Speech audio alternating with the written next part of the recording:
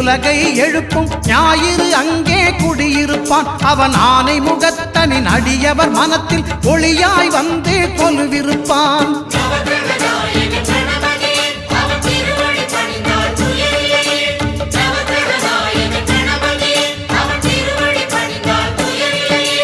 ஒன்பது கோளும் ஒன்றாய் காண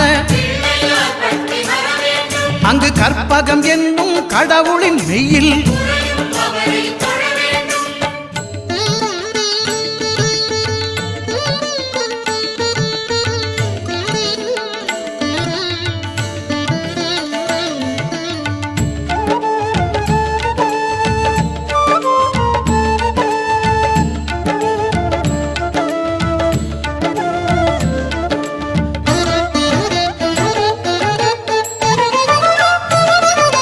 திங்கள் பகவான் திருமுகம் காண